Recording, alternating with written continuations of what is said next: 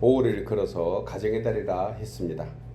왜냐하면 가정 중심의 행사가 가장 많은 달이 5월인 것을 우리는 알고 있습니다. 오늘 같은 첫 주일 어린이 주일, 다음 주일이 어버이 주일 마더스데이입니다. 또 스승의 날과 성년의 날이 껴 있고요. 부부의 날도 5월 중에 있습니다. 거기에 하나님과 함께하는 성령 강림 주일, 또 미국의 가장 큰 행사 중에 하나인 메모리얼 데이까지 같이 끼어 있는 것을 보게 됩니다. 그야말로 주 안에서 가족이 함께 나눌 수 있는 복되고 행복한 그런 절기가 아닌가 생각합니다. 5월에 행복하고 5월에 기쁨이 충만하지 않으면 다른 절기 언제 있겠습니까? 5월은 우리가 인위적으로 기뻐하고 또 하나님과 함께하는 그런 절기가 되기를 다시 한번 소원하면서, 여러분 그동안 여러 가지 생활에 쫓겨서 살다 보니까 이 복되고 소중한 또 가정 또 잃어버렸으면 우리가 다시 한번 이 절기를 통해서 생각해 볼 기회가 되었으면 합니다. 이 같은 절기를 통해서 그동안의 일상에 묻혀서 귀중한 것들 우리가 혹시 놓치고 살지 않았는지, 다시금 가족과 가정을 돌보게 하신 하나님의 섭리가 이 절기 속에 있다는 생각을 하면서 하나님의 은혜가 여러분 가정마다 더욱더 충만하기를 소원합니다. 부모된 저희들도 자녀들에게 오늘 가서 한번 이렇게 안아주시고, 또 떨어져 있으면 전화로라도 이렇게 한 번씩 해서 서로 아이들 축복하는 기회가 되었으면 좋겠습니다. 오늘 한 번으로 되겠습니까? 5월 한 달 내내 우리 그렇게 하면 좋겠습니다. 아멘 하신 분에게 복이 있을지어다. 여러분 하나님께서는 아담과 하와가 불순종의 죄를 짓기 전에, 즉 죄가 이 세상에 들어오기 전에 만들어 놓은 두 곳이 있습니다. 무엇이죠? 교회하고 가정입니다. 교회하고 가정은 제가 들어오기 전에 있는 것입니다. 그러니까 오늘날도 교회하고 가정은 제가 침범하지 못하도록 하나님이 지켜주신다, 이런 의미로 제가 해석을 해서 이 말씀을 드립니다. 하나님 아버지의 은혜와 사랑이 풍성한 에덴 동산 교회, 하나님이 목회자이신 교회였습니다. 아담과 하와가 성도였죠.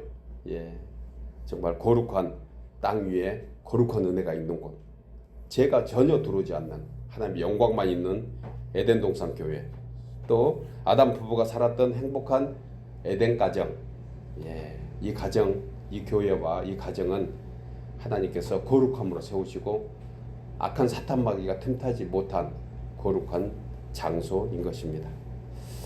따라서 여러분 지금도 복의 근원이 되고 생명샘물에 영원히 마르지 않는 이 두 곳, 교회와 가정, 하나님께서 창세 때에 인류의 조상 아담에게 하신 것입니다. 그리고 오늘날 우리에게도 그 복을 이어서 영원히 하나님의 나라가 세워지는 그런 근원지, 이곳이 바로 교회와 가정입니다. 하나님이 약속하셨습니다. 그들에게 복을 주시며 생육하고 번성하여 땅에 충만한 곳, 교회와 가정. 이렇게 하시고 그리스도의 몸된 교회와 가정, 이 가문을 통해서 오늘도 하나님이 언약이 성취되어 가고 있는 줄 믿으시기 바랍니다. 오늘 읽은 본문은 가정의 달을 맞이하면서 부모님과 자녀에 대한 가정 공동체의 공의 말씀하고 있는 내용입니다. 그 중에 사도 바울은 에베소 성도들에게 보내신 서신을 통해서 그리스도인으로 받은 구원과 구원받은 성도가 살아가는 생활의 교훈과 규범에 관한 말씀이 이 본문 말씀 안에 있습니다. 6장 전체가 포괄적으로 그 말씀을 하고 있는데, 가정뿐만이 아니고 부모에게, 자녀에게, 그리고 일터까지 통틀어서 다 말씀해 주고 있는 부분입니다. 바울이 그 첫 대목으로 본문 말씀을 통해서 주신 교훈이 세 가지인데, 하나님에 관한 것, 그 다음에 부모된 우리에게, 그리고 자녀들에게 대한 말씀이 오늘 이 4절 말씀 속에 다 들어있는 것을 보게 됩니다. 제가 주님의 은혜를 입은 후로 목회자가 되고 나서 우리 가정과 성도를 위해서 늘 기도하는 제목이 믿음의 대를 이어가게 하옵소서. 끊임없이 기도하는 제목입니다. 믿음의 대를 이어가게 하옵소서. 이 악한 때에 우리 때에서 믿음 끊기지 않고 믿음의 대를, 저희 조상들의 제 가정은 저희 할머니가 기도를 그렇게 많이 하셨던 기억이 납니다. 어릴 때 가면 쌀독에 있는 쌀은 다 교회에 성미로 바쳤던 그 할머니의 기억이 지금도 뚜렷합니다. 아마 할머니가 기도하셔서 저희 가문이 오늘날 이 부족건성이 세워진 것도 감사하지만 저희의 외삼촌 쪽으로 또 믿음을 이렇게 대를 이어서 교회 지도자들도 계신 분들이 계십니다. 어찌됐든 믿음의 대를 이어가는 가문, 이것은 우리에게 주시는 정말 놀라운 축복이 아닐 수가 없기 때문에 그렇습니다.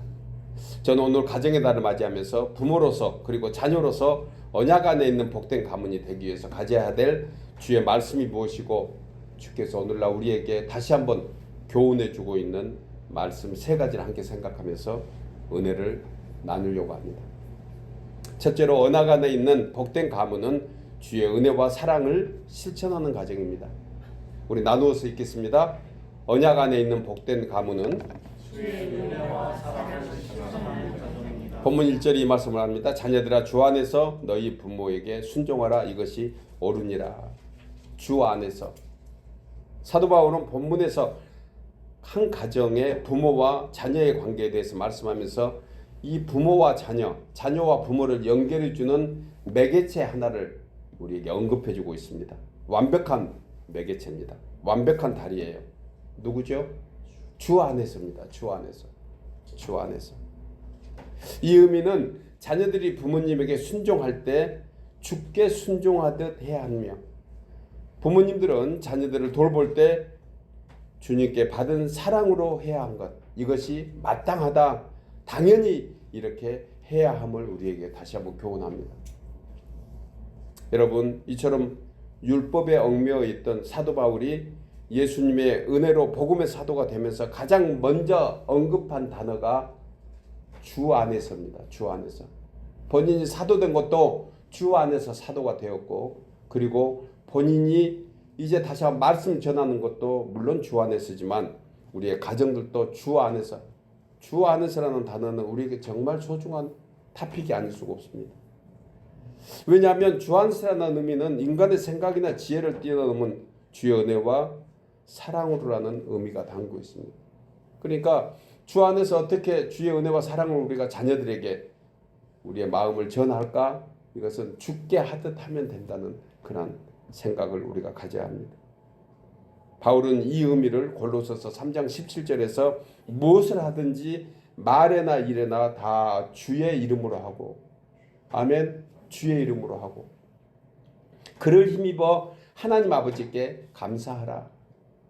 우리 장로님 기도하실 때 특별히 감사합시다. 감사에 대한 기도, 또 감사하도록 하신 주님께 감사한다고 그런 기도를 하셨는데, 여러분, 주의 이름으로 하면 감사가 따라오게 되어 있습니다.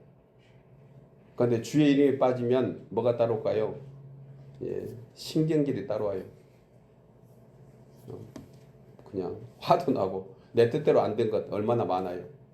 그런데 이거 역시도 주 예수 이름으로 생각하면 다 감사하게 되잖아요. 이어지는 18절에서부터 한 가족의 구성체인 남편과 아내의 관계는 물론 부모와 자녀의 관계, 일터나 직장의 관계에 관해서도 우리는 주의 이름으로 하고,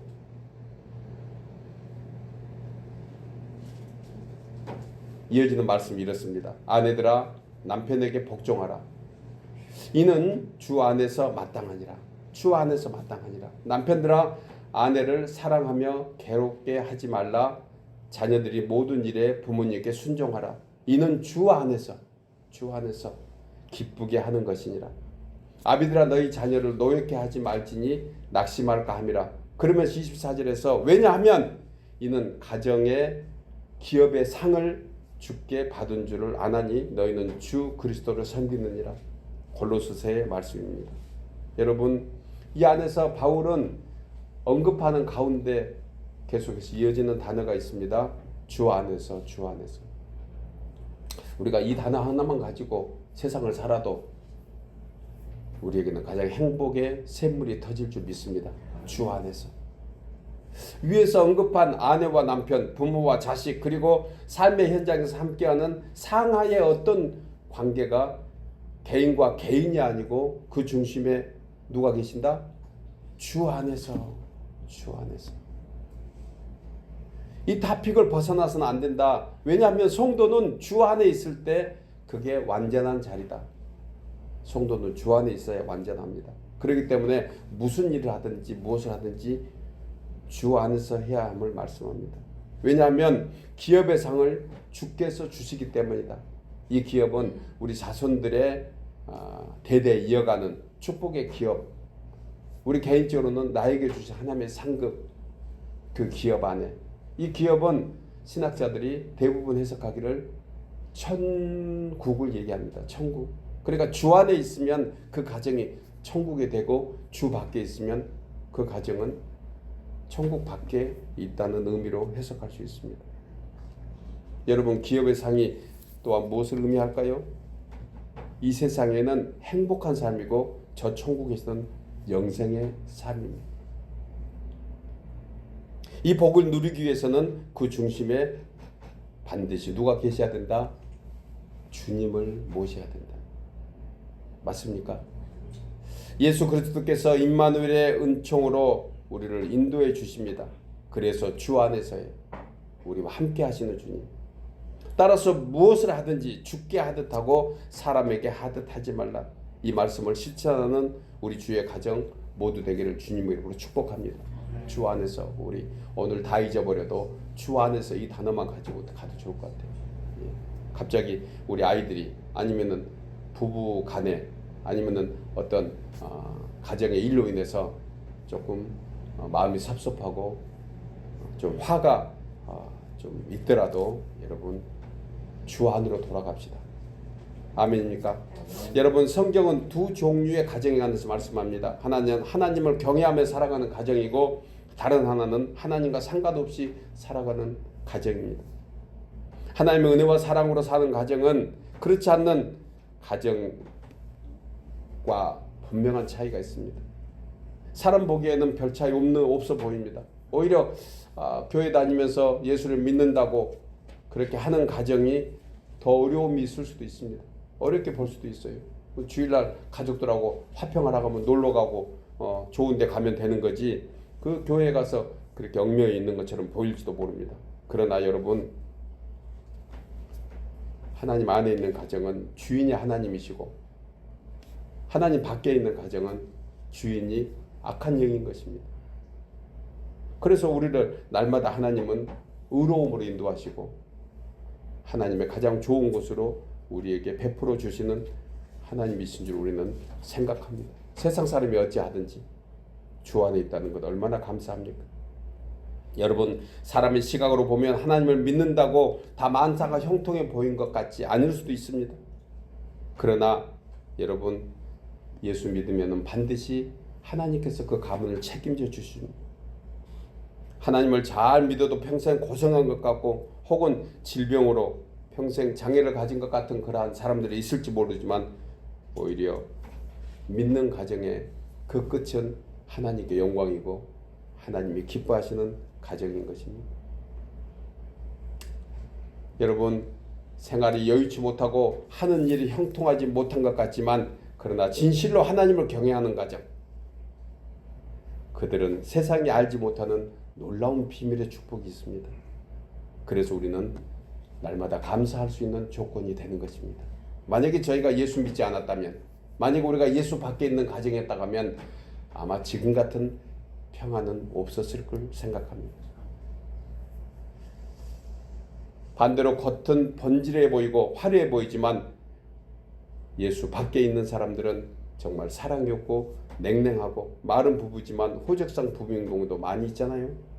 우리에게는 그러한 것을 넘어서서 정말 하나님께서 주시는 참 가정이 무엇인지 알고 그 목적을 향해서 가고 있는 사람들인 것만 가지고도 우리는 정말 복된 사람인 것입니다. 잠언 17장 1절에 마른 떡 한 조각만 있어도 화목하는 것이 육선이 집에 가득하고 다투는 것보다 낫다고 했습니다. 가정의 행복은 세상의 재물과 세상의 권세에 있지 않습니다. 세상의 영광에 있지 않습니다. 살아계신 하나님 안에 있는 줄 믿으시기 바랍니다.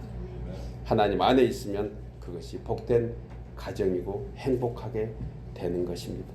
사랑하는 여러분, 하나님을 주인으로 모시고 사는 가정, 하나님께서 그 가정의 주인이 되어 주셔서 모든 일에 선하고 풍성한 복을 주심으로 자손 대대로 언약의 축복을 받아 누리는 가문들 되실 줄 믿고 주 안에서 주님의 은혜와 사랑으로 살아가는 복된 가문 모두 되기를 주의 이름으로 축복합니다. 두 번째로, 언약 안에 있는 복된 가문은 부모님께 순종하며 공경하는 가정입니다. 우리 나누어서 읽겠습니다. 언약 안에 있는 복된 가문은 본문 2절이 이 말씀을 합니다. 내 아버지와 어머니를 공경하라. 이것이 약속 있는 첫 계명이니 이로써 내가 잘되고 땅에서 장수하리라고 말씀합니다.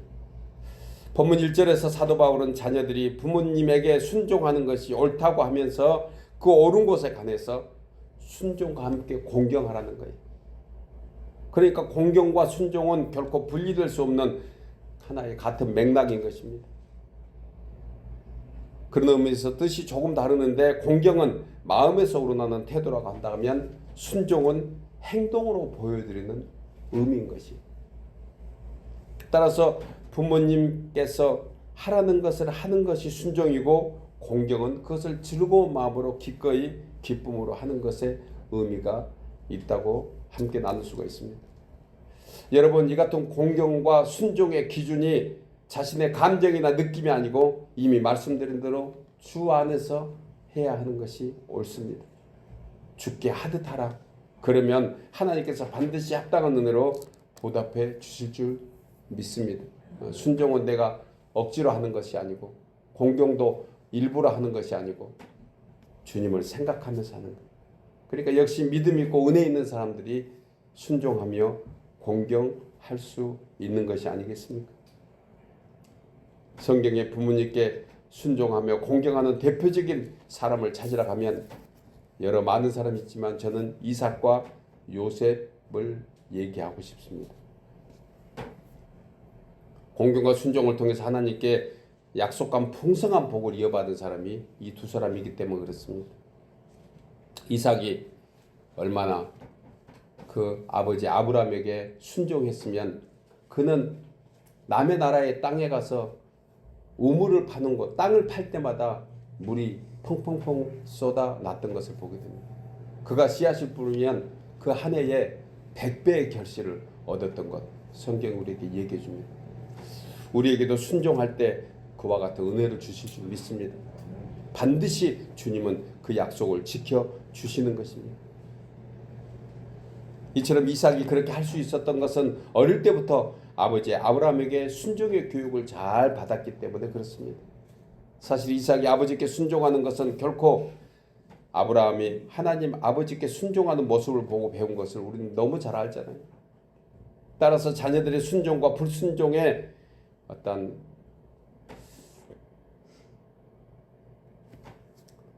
그런 마음, 그런 상태는 꼭은 아니지만 어떤 면에서 부모님의 모습이라고 해도 과언이 아닐 것입니다.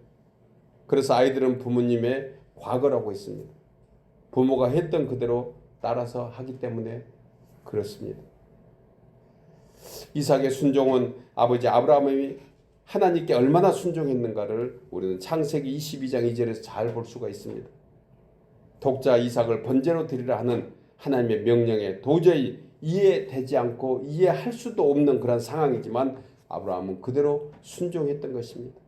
또 8절에서 하나님께서 준비해 주시리라 하신 하나님의 말씀에 9절에서 자신의 손발을 묶고 제단에 올려놓았을 때 16살 거의 넘은 청년이 그 이삭이 도저히 이해할 수 없는 상황이지만 죽은 듯이 순종했던 이 순종은 아버지 아브라함이 그에게 보여줬던 모습이었던 것입니다. 여러분, 그때 누가 보고 있었습니까? 아무도 없는 것 같지만 그때 하나님이 보고 계셨습니다. 하나님 아버지께서 그 모든 것을 보시고 깜짝 놀라서 일어나서 말씀하십니다. 아브라함아, 아브라함아, 멈춰라. 그 아이에게 내 손을 대지 말라. 그에게 아무 일도 하지 말라. 네가 내 아들 네 독자까지도 내게 아끼지 아니하고 순종과 경외함을 내가 보았노라. 여러분, 우리가 부모님께 순종하고 또 자녀들이 부모된 우리에게 순종할 때 하나님이 그 안에 보고 계신다는 사실을 우리는 잊지 말아야 합니다. 하나님을 크게 감동시킨 아브라함과 이삭에게 17절에서 이제 너와 내 아들은 내가 큰 복을 주고 네 씨가 크게 번성하여 하늘의 별과 같고 바닷가의 모래와 같이 하리니 네 씨로 말미암아 천하 만민이 복을 받으리니 내가 나의 말에 순종하였고 나를 경외하였음이라. 우리 자녀들도 우리 가문도 이런 소리를 듣고 살기를 주 이름으로 축복합니다. 내가 이제 보았다. 여러분, 순종은 이해해서 하는 것이 아닙니다. 이해되지 않는 순종이 얼마나 많습니까? 사실 아이들이 좀 크면 오히려 부모님을 가르치려고 하는 자녀들도 우리 주위에서 보게 됩니다. 하지만 부모님이 늙고 힘이 없어도 공경하고 순종해야 하는 이유는 나의 부모이기 때문에 그렇지만 하나님이 그것을 보고 계시기 때문에 우리의 자녀들은 부모님께 순종해야 하는 것입니다. 오늘날 사회가 모든 질서가 흔들리고 정말 근본이 어디인지 어느 것이 옳은지 어느 것이 참인지 진리인지 알 수 없는 이 시대 왜 그렇게 되었을까요? 가정에서 부모님을 공경하며 순종하는 효도가 상실되어서 그런 것이 아닐까 생각하게 됩니다.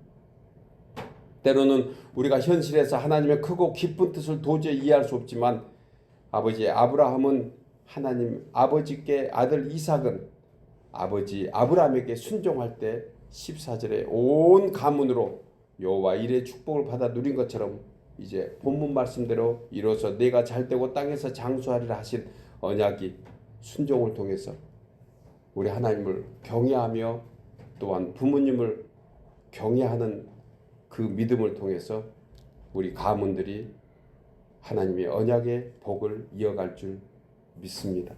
사랑하는 여러분, 이 계명은 우리 가문 대대로 이어가기 위해서 지금 현세에 자녀된 우리 자신들이 부모님을 전신으로 공경하며 말씀에 순종할 때 하나님께서 반드시 언약대로 축복해 주심을 믿고 하나님을 경외하며 이처럼 하나님의 자녀된 우리가 우리의 부모님들을 공경하고 순종할 때 주의 언약이 약속대로 우리 가문 대대로 이어질 줄 믿습니다.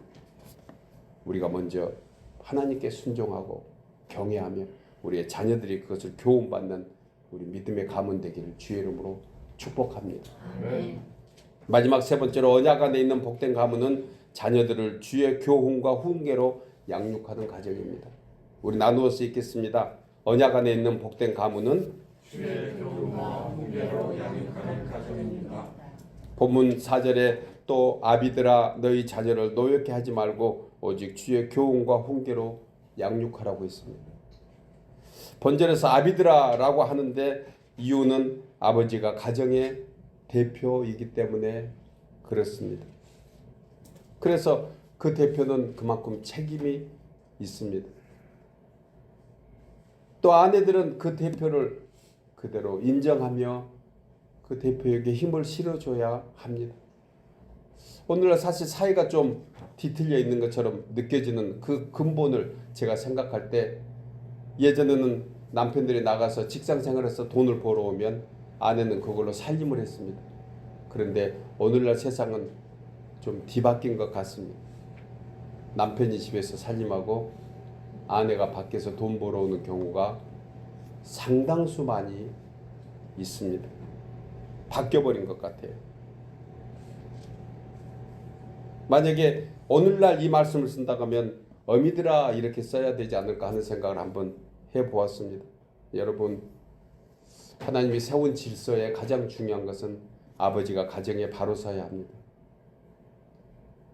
오늘 예배자의 아버지가 아무도 안 계시군요. 아버지가 가정에 바로 서야 합니다. 아버지가 한 분밖에 안 계시군요. 여러분, 아내들은 그 남편을 세워줘야 합니다. 제 아내가 해야 될 것을 우리 권사님 아시어요. 제 아내가 지금 주일학교 가르쳐 얘기를 들어야 되는데 저분은 참 들을 때는 안 듣고 안 들을 때는 듣는 것 같아요. 여러분, 부부는 똑같은 한글의 부부지만 다릅니다. 각자 역할이 있어야 됩니다. 각자 해야 될 자리에 있어야 됩니다. 제 자리에 있는 것이 가장 하나님이 기뻐하는 자리인데 하나님은 먼저 아버지를 세워주셨습니다. 아버지들 힘내시기 바랍니다. 하나님이 세워주셨습니다. 어머니들 역시 하나님이 세우셨지만은 아버지가 먼저 바로 서야지 그 가정이 바로 설 수 있는 것을 보게 됩니다. 교육의 책임은 아버지가 그 교육의 책임자인 것입니다. 아이의 몸은 어머니의 품에서 자라지만 아이의 인격은 아버지의 시선으로 자란다. 제가 만든 얘기입니다. 아이의 몸은 어머니의 품에서 자라고 아이의 인격은 아버지의 시선으로 자란다. 조금 더 다정다감한 아버지들 되기를 주의 이름으로 축복합니다. 제가 못해서 후회스러워서 이 얘기를 합니다. 그저 잘못하면 잘못한 것만 지적할 줄 아는 아비 되지 않기를 주의 이름으로 축복합니다. 제가 못해서 그랬습니다. 지금 같으면 잘할 것 같아요. 조금 더 다독거려주고 아이들 지날 때 다 그런 사춘기, 요즘 같은 5춘기, 7춘기 다 지나잖아요. 그런데 그것을 애비가 못 참고 그냥 버릇 화를 내고 거기에 책망하다 보니 아이들은 주눅 들고 오히려 자기 아버지는 안 좋아해도 옆집 아저씨는 좋아하는 그런 애들이 얼마나 많은지 몰라요. 왜 그럴까요? 애비들이 잘못해서 그런 것이 아닐까 하는 생각을 합니다. 여기 계신 분들이 아니고 제가 그랬습니다. 그렇다면 부모된 우리는 자녀들에게 어떻게 해야 될까? 사도 바울은 본문에서 너희 자녀를 노엽게 하지 말라. 본문은 부모가 자녀를 분노케 하는 태도나 말, 행동을 피해야 하는 것을 분명히 얘기해 줍니다. 한마디로 감정적인 대응은 다 실패더라고요. 제가 해봤습니다. 감정적으로 해서 좋아진 것은 아무것도 없었습니다. 오히려 우리 자녀들에게 큰 상처만 남겨둔 것을 보게 됩니다. 이 자리를 빌어서 우리 자녀들에게 미안한 마음 전하고 싶습니다. 제가 감정적으로 많이 했던 것 같습니다. 저희 상담센터로 전화 상담을 하는 요청을 오는 대부분의 분들이 다 자녀 문제 가지고 얘기합니다. 왜 남편 문제는 얘기 안 한가 제가 생각해봤는데 남편은 제쳐놨대요. 남편은 고쳐도 안 된대. 그래서 남편은 제쳐놔서 안 한대요. 그런데 자녀에게는 좀 기대가 있는 것 같아요. 대부분 전화하신 분도 아버지가 전화하는 경우를 제가 극히 소수로 전화받았습니다. 목사님, 우리의 자녀들에게 문제가 있는데 어떻게 해야 됩니까? 전화하는 애비 전화 통화를 제가 100에 한 통도 못 들은 것 같습니다. 대부분 어머니가 그렇게 합니다. 아비들이 이 시간을 통해서 혹시 제 유튜브를 통해서 제 말씀을 통해 듣는 애비들이 있으면 아버지가 관심을 가지고 전화하는 가정이 잘 될 줄 믿습니다. 어머니는 그저 품어주고 아버지가 관심을 가져야 되는데 아버지의 시선은 세상에 나가 있고 어머니의 시선으로 보니 반쪽짜리 교육이 아닌가 하는 생각을 해보았습니다. 상담센터로 전화 오는 대부분의 분들이 다 자식이 문제라고 얘기하는 것 또한 공통점이었습니다. 그리고 제가 상담해 줍니다. 그러면 나중에 그들에게 울음이 터집니다. 아, 목사님 얘기 듣다 보니 내가 잘못했군요. 그렇게 전화 끊고 그렇게 됐던 가정은 뒤에 전화가 옵니다. 목사님 때문에 우리 자녀가 서서히 좋아지고 있습니다. 그런데 만약에 그때도 화를 참지 못하고 열받아서 화풀이하듯이 목사에게 얘기하고 전화 끊는 분도 있습니다. 내가 뭘 잘못했냐고. 자식들을 위해서 이민생활하고 자식들을 위해서 지금도 뼈 빠지게 일하고 자식들 잘 되라고 하는데 뭘 잘못했냐고. 제가 살펴보니까 그분들은 아침에 부부가 출근해서 저녁에 달맞이로 퇴근하는 분들이었습니다. 아이들은 아이들대로 스스로 자랐습니다. 얼마나 해로운지 모르. 아이들이 말을 안 해서 그렇지 너무너무 힘들었다고 뒤늦게 아이들은 얘기합니다. 제가 우리 아이들에게 다시 한번 미안하게 생각한 것은 제가 멕시코로 청빙돼서 갔을 때 저희 자녀들이 얘기했습니다. 엄마 아빠 내 고등학교 졸업할 때까지는 어디 가지 말고 있어요. 그런데 갔습니다. 뒤늦게 아이들이 얘기합니다. 우리보다 하나님이 더 좋았어요. 아이들이 이해 못해서 그 얘기했을까요? 아이들은 그때 부모가 필요했었는데 저는 제 목회한다고 떠나갔던 그런 기억이 납니다.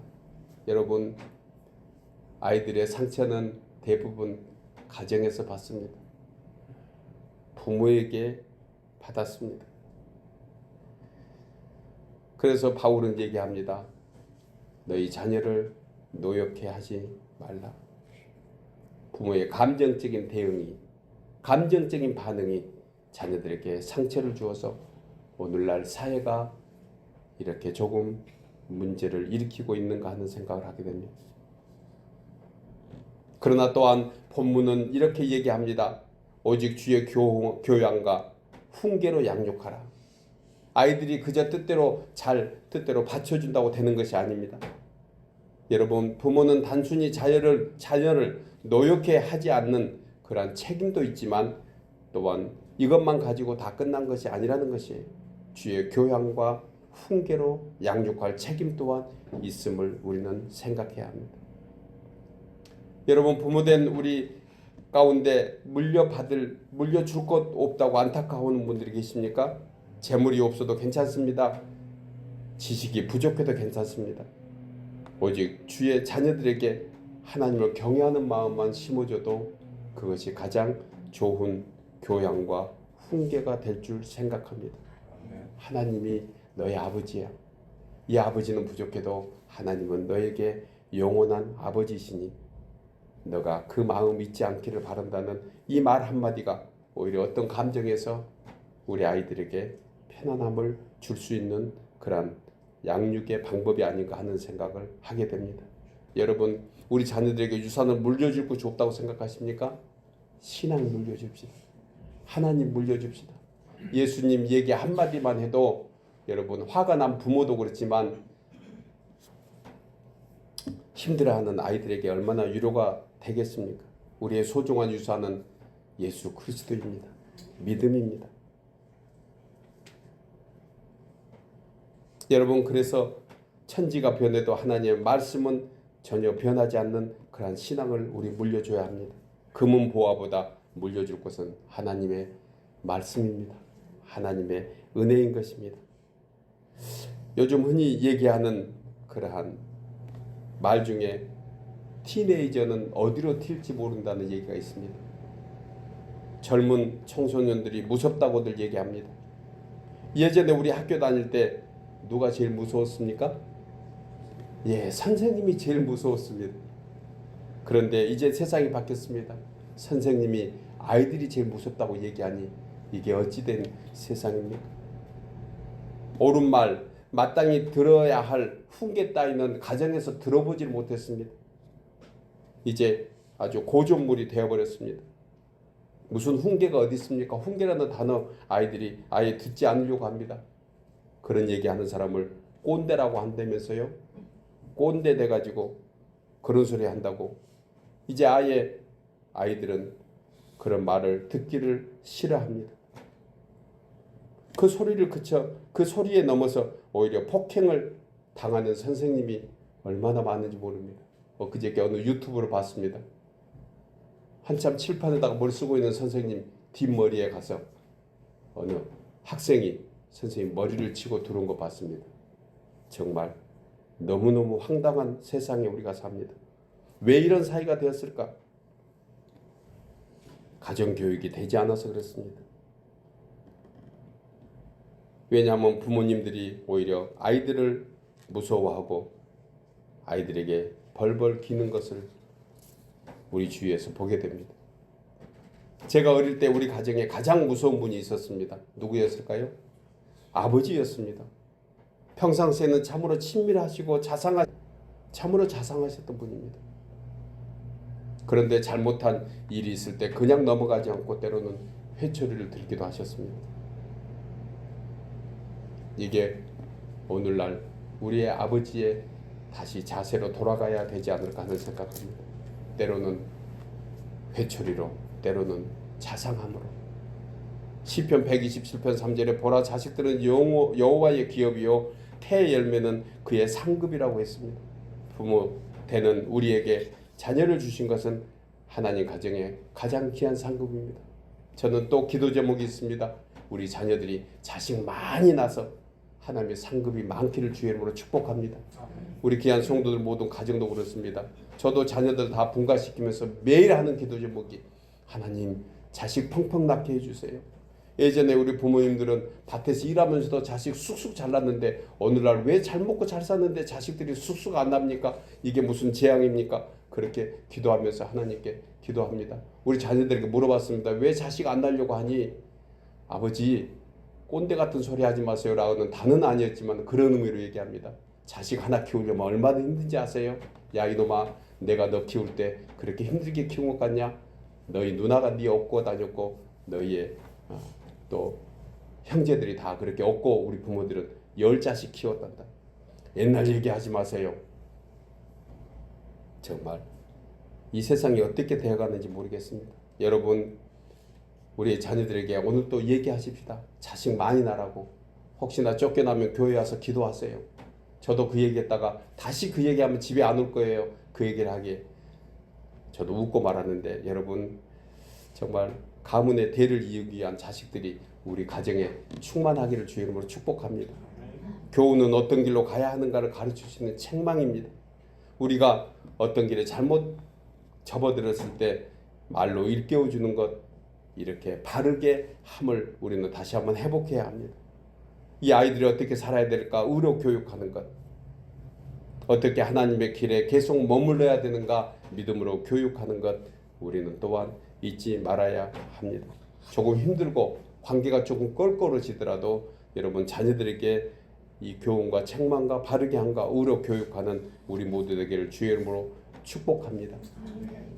여러분 이처럼 복되고 귀한 선물 감사하면서 우리의 자녀들을 하나님의 자녀로 하나님이 주신 상급으로 잘 보존하면서 양육하는 부모님의 우리 본분을 다시 한번 회복해서 이 귀한 가정의 달 우리가 다시 한번 우리 가정을 통해서 하나님이 하시고자 하는 일을 우리가 때로는 책임 있게 때로는 우리가 그 안에서 누림으로 이 모든 사명을 감당하는 우리 모두 되어서 오늘 하나님 말씀대로 주의 교훈과 훈계로 양육하여 우리의 자녀들이 참되고 참된 그리스도인으로 민족의 기둥이 되고 교회의 기둥이 되고 가정의 기둥이 되고 하나님께 영광이 되고 우리 부모님들께 기쁨이 되는 우리의 귀한 자손들 모두 되기를 주의 이름으로 축복합니다.